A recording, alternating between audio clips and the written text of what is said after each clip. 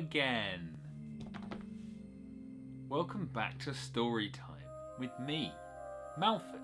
Thanks for coming back. You're just in time for another story. Today, I'm going to tell the story of Hans the Sloth. So Hans the Sloth was a builder by trade. He was a hard-working, determined builder. He'd go to work every day, build a lot of walls. That was mainly what he did. He was a wall builder. That's a job, I think. So he'd turn up, he'd build his walls, and he'd go home. But he had dreams beyond that, as most people do. Hans dreamed of winning a beauty pageant. There was a beauty pageant in town, and Hans thought he could enter. Why not, he thought. I have all the accoutrements necessary. A face. As far as he was concerned, that's probably all you needed, a face. So he thought he'd enter. He looked it up online. How do you enter this beauty pageant? There was a form he had to fill in. He had to send them mugshots, talk a little bit about himself, and they'd get back to him. A couple of days later, he got a phone call from a very nice ox called Gwen, who was one of the judges. She said that they didn't actually accept men for the beauty pageant. Well, he thought to himself, that doesn't make any sense. Why would a beauty pageant be limited only to women? So Hans did the only thing he knew how. He went on Twitter and he complained about it. Now, I don't know what it was that happened that day, but one of the Twitter rats saw this post. And the Twitter rats, when they get a hold of something, they swarm all over it. And pretty soon, there were thousands of Twitter rats tweeting at the judges, telling them they were going to kill them. How dare you not accept men?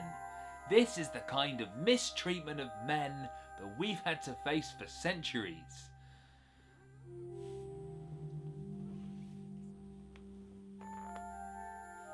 She likes it, don't you? You're a fan. Anyway, pretty soon the judges, they'd had enough of this. They couldn't handle the amount of abuse they were getting, and they decided that they were going to have to let Hans compete to get the Twitter rats to leave them alone. Well, Hans was ecstatic. He'd get to participate after all. It was a dream come true.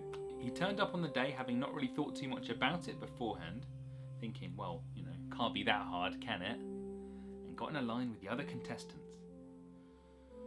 They all looked at him. They weren't really sure what to make of this male sloth that seemed to be participating in the beauty pageant. But then, you know what? Whatever. It's the 21st century. Why the heck not? Why the heck can't a man be in a beauty pageant?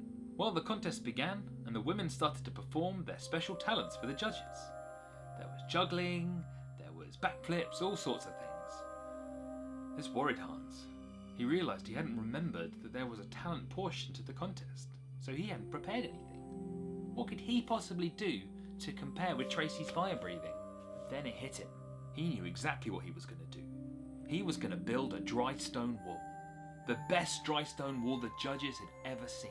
And he damn well did. He built an amazing wall. It was perfect in every way. The best wall he'd ever built. The judges looked at him like he was mad. The next phase was the swimsuit portion. The women went to the back and started to get changed into their swimsuits. Hans didn't see the need. When he went swimming in his underpants. So he just stripped down his underpants and he was ready. Again, all the girls started to give him funny looks, but he didn't mind. So they walked around the stage for a bit, showed the judges what they had, what their clothes were.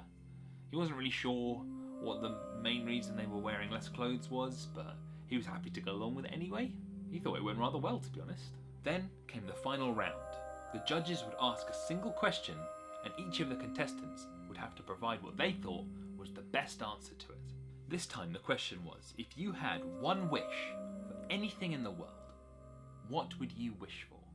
Now, each of the girls answered this in a pretty similar way, saying something along the lines of world peace or an end to world hunger, something pretty big like that.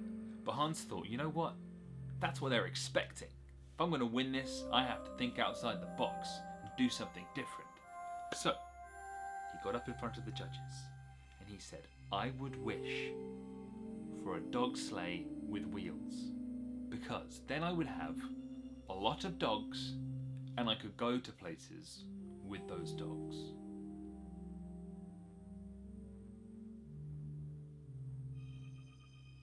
Silence.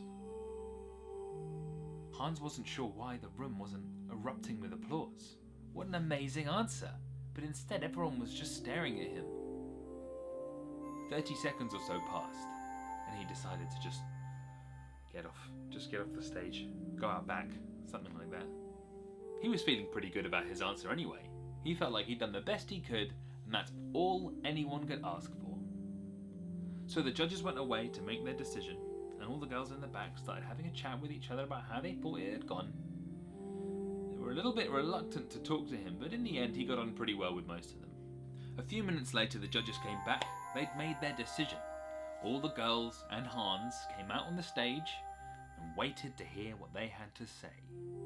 And the winner is, they said, Paula the Snake. The room erupted in applause. The fan favourite had won. Paula was amazing. Everyone loved her. Even Hans. Hans congratulated her, shook her hand, told her that her talent, freestyle rapping, was probably the best of the night and she deserved to win. All of a sudden, the doors burst open. Thousands of rats poured into the room. The Twitter rats were here.